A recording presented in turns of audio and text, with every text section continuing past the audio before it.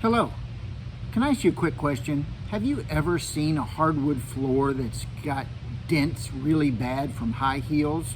Or worse yet, maybe you were the one that caused the dents? Hey, I'm Rick Farrell with Woodwright Hardwood Floors here in Dallas, and I have personally spared hundreds of wood floors from that demise. I'd like to share with you how I've done it if you track with me for just a few minutes.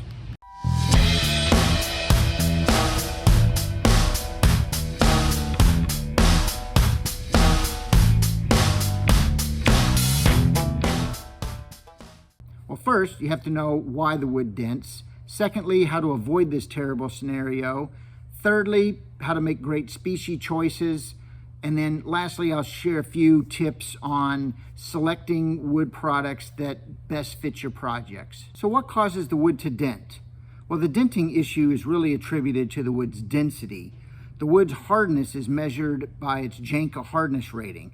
Basically, it's a test where they'll take a little steel ball and embed it halfway into the wood, and the amount of pressure it takes to do that determines its Janka hardness rating, which in essence tells you how much or how well the wood is going to hold up to high heel traffic.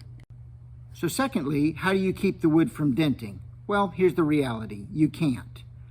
A woman's high heel can exert up to 2,500 psi of pressure. There's not a wood on that chart that's that hard. So the reality is all woods are going to dent, but there are a few things that you can do to circumvent some of the problems that occur. This is a hardness chart that we've been giving away to commercial architects and designers here at Woodwright for over 20 years.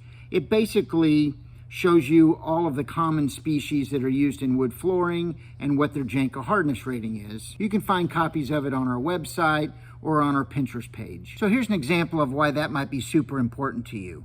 Let's take walnut, for example. Oh my goodness, walnut is a gorgeous species. It's one of our favorites, and it gets specified all the time on commercial wood floors. However, often Woodwright will recommend against it on commercial floors, primarily because it's 1010 on the Janka hardness scale. And remember, a woman's high heel can exert up to 2,500 psi.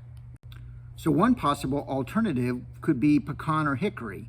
We often use that as a substitute to walnut, especially in commercial wood floors where it's going to take a lot of abuse. Why? Because it's 1,820 hardness rating, almost twice that of walnut.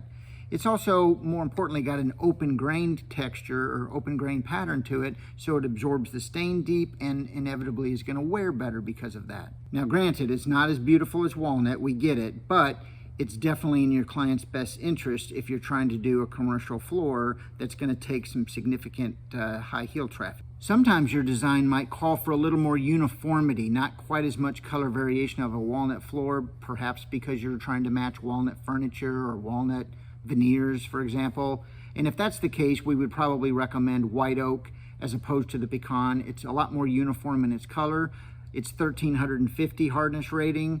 Which is still harder than walnut by quite a bit, but more importantly, it's an open grain species, just like the pecan is, so it's going to absorb the stain deeply and increase your wearability. Specie hardness is, of course, one of our main focuses to make sure that it's going to hold up to the high heel traffic.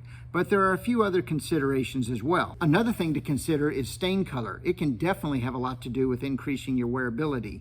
Colors such as pastel tones, they have maintenance difficulties, and then darker colors, espresso colors, as popular as they are, they're definitely not going to increase your wearability at all. The ideal thing, if that's really what you're concerned about, would be natural woods with natural finishes on them, or light to medium stain colors would be acceptable as well. And lastly is the finish or the top coat that's going to go on over top of the stain.